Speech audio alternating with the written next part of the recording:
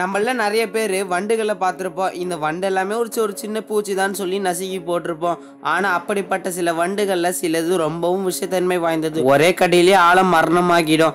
அப்படிப்பட்ட சில விஷத்தன்மை வாய்ந்த வண்டுகளை தான் பத்தி பார்க்க போறோம் இந்த ஒரு வீடியோல. இந்த வண்டுகள்ல இருந்து நீங்க ரொம்ப தள்ளியே இருக்கணும், இல்லைன்னா இதோட விஷக்கடியாலே நம்ம இறந்து போயிடுவோம். இந்த வீடியோல நம்ம முதலா பார்க்க போறது சாடில் பிளாக் கேட்டர்பில்லர். இந்த ஒரு சாடில் பிளாக் கேட்டர்பில்லர் வந்து கிழக்கு வட அமெரிக்காவை சேர்ந்தது. அதுவும் அந்து பூச்சி இனத்தை சேர்ந்தது. இது லார்வா அப்படின்னு சொல்லுவாங்க. இத மெக்சிகோலயும் நீங்க பார்க்கலாம் அப்படின்றாங்க. இந்த ஒரு சாடல் பேக் கேட்டர்பில்லர் வந்து கிரீன் கலர்ல இருக்கும். இந்த ஒரு சாடல் பேக் கேட்டர்பில்லரை சுத்தி நிறைய குட்டி குட்டி கொம்புகள் இருக்கும். இந்த ஒரு கொம்புகள் அதுக்கே ரொம்ப எரிச்சலை தருமா. ஆனா அப்படிப்பட்ட அந்த கொம்புகள்ல தான் ரொம்பவும் விஷத்தன்மை வாய்ந்த விஷங்கள் இருக்கு.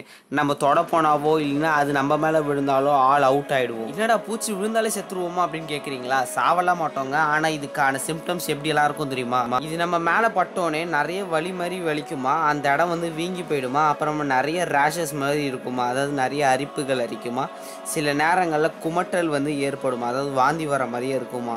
அது மட்டும் இல்லாம ஒற்றை தலைவலின்னு சொல்லுவாங்க பாருங்க, அது இறப்பை குடல் அறிகுறிகள், ஆஸ்துமா பிரச்சனை, இதெல்லாமே இந்த ஒரு பூச்சி நம்ம மேல விழுந்தா வருமா. அப்புறமா பாத்தீங்கன்னா அனப்லாட்டிக் அதிர்ச்சி, அப்புறமா ரத்த கசிவு போன்ற நிறைய பிரச்சனைகள் இந்த ஒரு பூச்சி நம்ம மேல விழுந்தா வருமா. இது நம்ம மேல விழுந்தோடனே டக்குன்னு தள்ளி விட்டுருங்க. இது ஏன்னா இது ரொம்பவும் ஆபத்தானதுன்னு நான் இப்ப சொல்லியிருக்கேன். அது மட்டும் இல்லாம இது அதிகமா இலைத்தழைகள் நார்மலான கேட்டர்பில்லர் சாப்பிட்றது தான் இதையும் சாப்பிடுமா. அதாவது நிறைய அந்த கிரீன் லீவ்ஸ் எல்லாம் சாப்பிட்டுக்கிட்டே தான் இருக்குமா. இந்த வீடியோல நம்ம ரெண்டாவதா பார்க்க போறது டீர் டிக். இதுவும் பார்த்தீங்கன்னா அதிகமாக அமெரிக்காவில் தாங்க நீங்கள் அதிகமாக பார்க்க முடியுமா. இதுக்கு ஐக்ஸோடாக்ஸ் பசிபிகஸ் அப்படின்னு ஒரு பேர் இருக்குது. இது வந்து பார்த்தீங்கன்னா அமெரிக்காவில் உள்ள கிழக்கு மற்றும் வடக்கு, மத்திய மேற்கு மற்றும் தென்கிழக்கு கனடாவில் வந்து தான் நீங்கள் இதை பார்க்க முடியுமா. இதை உடல் உண்ணின்னு சொல்கிறாங்க. அதாவது நம்ம ரத்தத்தை உறிஞ்சிருமா. இது பார்க்க தான் இந்த ஃபோட்டோவில் பெருசாக தெரியுது. ஆனால் நேரில் பார்க்குறப்ப ரொம்ப சைஸுக்கு தான் இருக்குமா. இது மனுஷங்க மேலே பட்டால் லைம் நோய், பேபிசியோசிஸ், அனபெலாசிமோசிஸ் அப்படின்ற நிறைய வைரஸான ஒரு நோய் மாதிரி ஒன்று பரவப்படுமா. இந்த ஒரு பூச்சிக்கு இங்கிலீஷில் டீர்டிக், தமிழில் மான்டிக். இதுக்கான காரணம் என்னன்னு பார்த்தீங்கன்னா வெள்ளை வால் மானை வந்து ஒட்டுண்ணியாக மாற்றும் பழக்கம் இந்த ஒரு பூச்சிக்கு இருக்காம். அதனால தான் இந்த பூச்சியை மான்டிக்குன்றாங்க, இங்கிலீஷில் டீர்டிக்குன்றாங்க. இந்த டீர்டிக்கில் மேல் வந்து சின்னதாகவும் ஃபீமேல் வந்து ரொம்ப பெரிய பூச்சியாகவும் தான் இருக்குமா. இப்போ நான் சொல்ல போகிறது வந்து ஒரு சின்ன உண்மை சம்பவம். 2016 பார்த்தீங்கன்னா 30,000 பேருக்கு ஒரு புதிய நோய் வந்திருக்கு, அதாவது சிடிசி நோய்.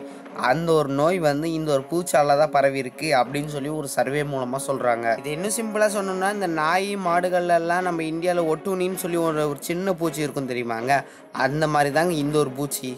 இந்த வீடியோவில் நம்ம மூணாவதாக பார்க்க போகிறது ஃபயர் ஆண்ட்ஸ், அதாவது தீ எறும்புன்னு சொல்லுவாங்க. இதை நீங்கள் அதிகமாக அமெரிக்காவில் உள்ள ஃப்ளோரிடாவோட மாநிலத்தில் தான் பார்க்க முடியும். இதோட பண்புகள், இதை பார்க்க அப்படியே சாதாரண சித்தெரும்பு மாதிரி இருந்தாலும் இதோட கொடுக்கு அப்படியே தேனியோட கொடுக்கு மாதிரி அவ்வளோ பெருசாகவும் ரொம்ப ஷார்ப்பாகவும் இருக்குமா. இது கடிச்சா அப்படியே ஒரே நேரத்தில் விட்டுறாதான் கடிச்சிக்கிட்டே இருக்குமா. ஒரு உதாரணத்துக்கு இந்த வகை எறும்புகள் ஒரு மனுஷன் மேலே 100 ஏறுதுன்னு வச்சுக்கோங்களேன். அந்த 100 ஏறி கடிச்சதுன்னா அவனுக்கு உள்ளுணர்வு உயிராபத்து வந்து ஏற்படுறதுக்கு நிறைய வாய்ப்பு இருக்கான்.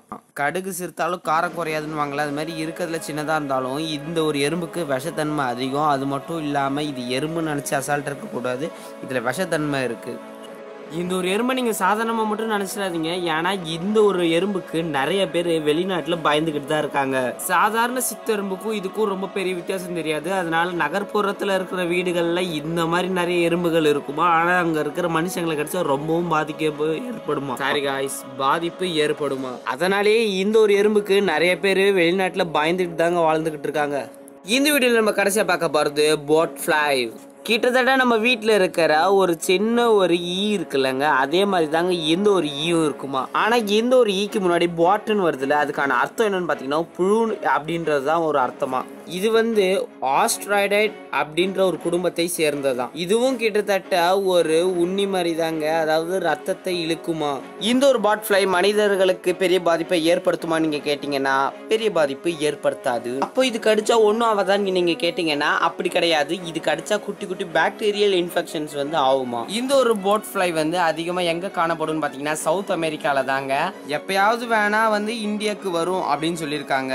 இது நீங்கள் போட் ஃப்ளைன்னு கண்டே பிடிக்க முடியாதா? ஏன்னா இது நார்மலான ஈக்கள் கொசுக்கள் மாதிரி தான் இந்த ஒன்று இருக்குமா. நீங்களும் ரவுண்டு பறந்துடுது அவங்க அடிச்சுட்டு தூக்கி போட்டுருவீங்களா? ஆனால் இது கடிச்சதுன்னா சின்ன சின்ன இன்ஃபெக்ஷன்ஸ் எல்லாம் வர ரொம்பவும் வாய்ப்பு இருக்கான். இந்த ஒரு வகையான பூச்சி நம்ம மேலே கடிச்சதுன்னா என்ன ஆகுன்றத ஒரு சுருக்கமாக சொல்கிறேன். ஃபாரின் பாடி ரியாக்ஷன் அப்படின்றது வந்து நம்ம உடம்புல நடக்குமா. அது மட்டும் இல்லாமல் செகண்டரி பாக்டீரியல் இன்ஃபெக்ஷன்ஸ் அப்படின்னு சொல்லி ஒரு நோய் வந்து வருமா. இந்த வீடியோ மூலமாக நான் உங்களுக்கு சொல்ல வருது என்னென்னா, எந்த பூச்சி ஏதாவது கடித்தாலும் ஏதாவது சின்ன ஒரு காயம் ஏற்பட்டாலும் டக்குன்னு போய் நீங்கள் டாக்டரை பார்க்கறது நல்லது.